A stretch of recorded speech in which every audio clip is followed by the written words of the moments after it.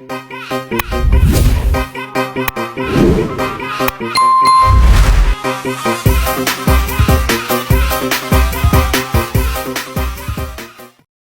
guys, salam sejahtera, salam Om Swastiastu, Namo Buddhaya, salam kebajikan.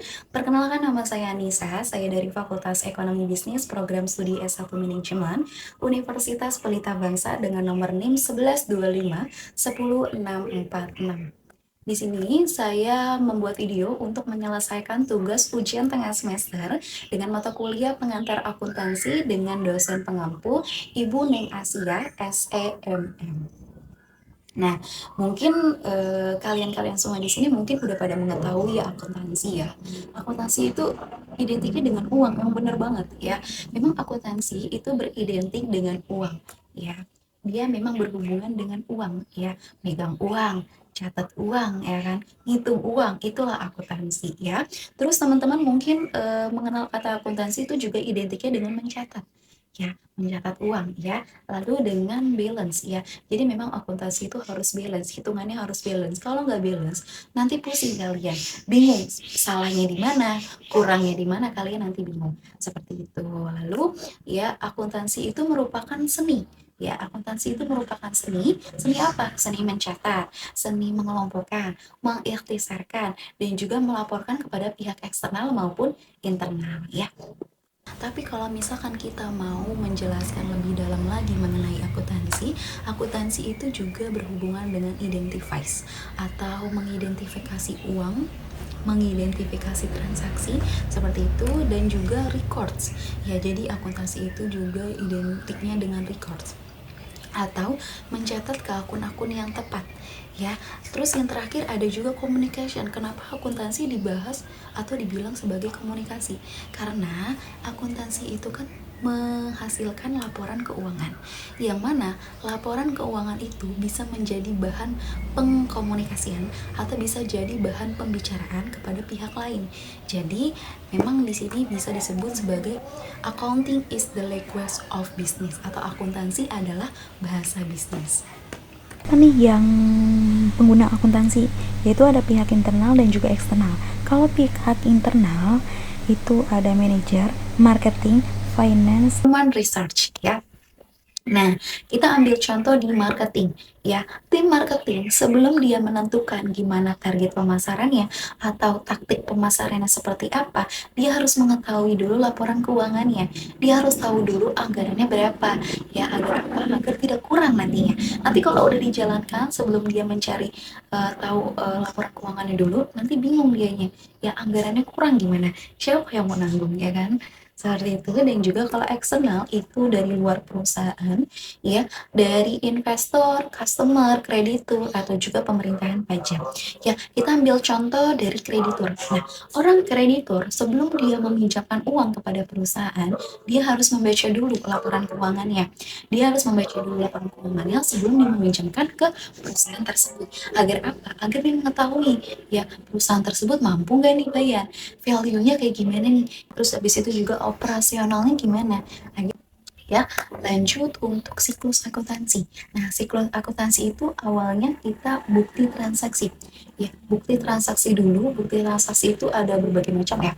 Ada cek, ya, terus faktur, ya, apalagi invoice, ya, nota, kwitansi dan lain-lain. Habis ke buku transaksi atau bukti transaksi, kita ke jurnal. Jurnal itu nanti bukti transaksi itu catatkan di dalam jurnal. Lalu di buku besar itu nanti dikelompokkan ke akun-akun ya, dan neraca saldo, jurnal penyesuaian, jurnal laporan keuangan ya, lanjut juga jurnal penutup ya.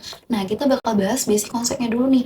Nah, basic konsep akuntansi ya, atau persamaan akuntansi ya, aset sama dengan liabilitas plus ekuitas ya, atau pencatatan berpasangan sama dengan double entry ya. Nah, untuk bagiannya itu nama akun paling atas, sisi kiri itu adalah debit, sisi kanan itu adalah kredit ya. Seperti itu untuk basicnya, seperti dulu ya. Nanti kita akan bahas lebih dalamnya lagi ya. Lanjut, apa itu aset? Nah, aset itu merupakan harta Harta siapa? Bukan harta pribadi ya, tapi harta perusahaan.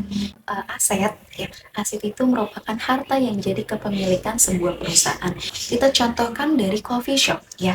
Coffee shop hartanya itu ada apa aja, asetnya ada apa aja?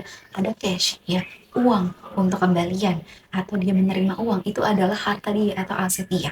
Lanjut juga ada suppliers atau perlengkapan ya. Suppliers itu perlengkapan yang umurnya kurang dari 1 tahun ya, seperti biji kopi ya, terus abis itu cup, sedotan, itulah suppliers ya di dalam coffee shop ya. Tapi beda lagi mungkin di barber atau mungkin di perusahaan manapun ya, beda-beda ya. Terus ada equipment. Equipment ini adalah peralatan yang umurnya lebih dari 1 tahun. Contohnya mesin kopi, ya, bangku, meja, itulah equipment ya. Lanjut, habis equipment ada piutang. Piutang ini definisinya seperti ini. Piutang itu kita udah memberikan kopi, tetapi pelanggan belum bayar. Itu namanya piutang. Tapi tetap masuknya ke dalam aset. Dibayar di muka.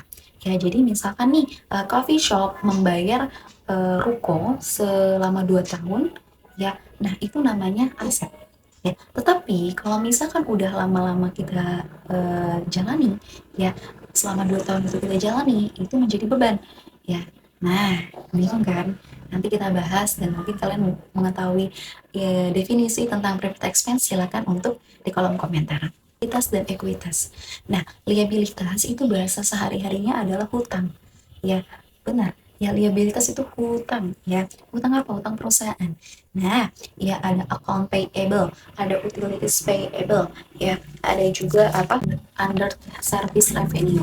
Ya, jadi untuk liabilitas, ya, itu adalah hutang. Ada pokoknya yang berhubungan dengan payable itu hutang. Ya, ada account payable, utilities payable, ada juga under service payable.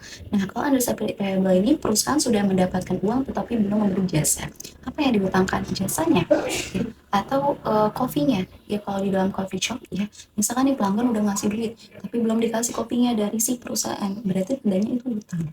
Seperti itu. Ada juga ekuitas. Ekuitas itu merupakan modal usaha ya. Ada share capital, ada return earning ya, ada retained earning ya, yaitu share capital itu merupakan modal yang disetor ya, dan untuk return earning itu merupakan modal yang ditahan ya. Terus juga ekuitas dipengaruhi oleh 3 faktor, ada revenue, expense ya, dan juga dividen. Kalau revenue itu hasil operasi perusahaan diakui ketika sudah mengerjakan jasa ya, dan kalau misalkan expense itu biaya yang dikeluarkan perusahaan yang diakui setelah digunakan ya. Dan terakhir ada dividen, pembagian hasil laba perusahaan kepada pemegang saham ya. Seperti itu. Lanjut, A sama dengan liabilitas plus ekuitas. Nah, kita masuk ke dalam coffee shop nih. Kita contohkan coffee shop ya. Di sini ada teks ya. Nisa dan Apis ingin membentuk usaha baru di bidang jasa, yaitu buat bengkel motor di daerah Jakarta. Nisa menyumbang peralatan bengkel motor senilai 40 juta dan uang tunai senilai 10 juta. Apis menyumbang 30 juta. Mereka membentuk bisnis diberi nama Bengkel Motor Gacor. Nah, seperti itu dari teks tersebut, ini bisa kita kelompokkan ya di aset ya. Aset itu ada cash ya. Cashnya 40 juta totalnya dari mana? Dan Nisa 10 juta, dari Hafiz itu 30 juta. Jadi totalnya di 40 juta. Untuk peralatan, ada nih peralatan yang disumbang Nisa senilai 40 juta. Itu termasuk ke dalam aset ya. Liabilitasnya nggak ada karena baru ya. Karena usaha baru mana ada utang kan ya. Adanya ekuitas nih, Nisa itu 50 juta dan Apis 30 juta. Itu apa? Ekuitas modal. Ya, Nisa kasih modal 50 juta, Apis kasih modal 30 juta. Jadi untuk aset sama dengan 80 juta dan L tambah E sama dengan 80 juta. Jadi balance nih antara aset sama dengan liabilitas plus ekuitas setara atau seimbang. Ya, 80 juta, 80 juta.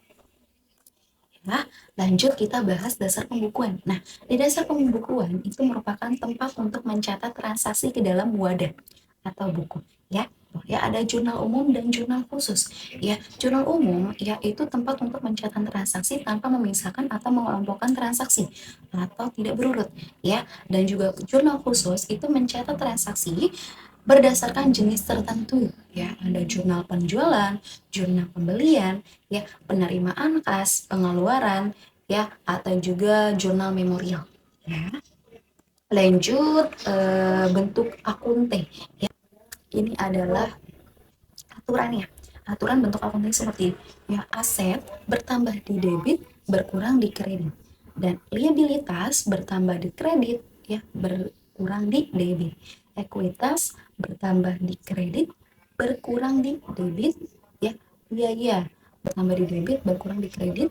Dan price itu bertambah di debit, berkurang di kredit. Ya.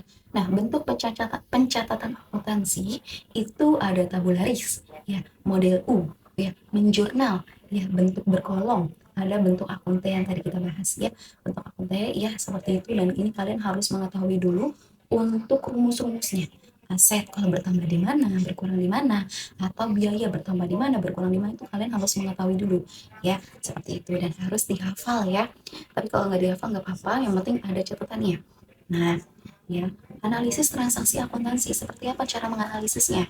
Kata kerja, ya, lanjut objek, sifat. Contoh, ya, contoh. Nisa membeli peralatan dapur seharga 15 juta secara tunai. Nah, berarti kata kerjanya adalah membeli, ya, terus objeknya adalah peralatan dan sifatnya tunai. Seperti itu ya, untuk contohnya seperti itu.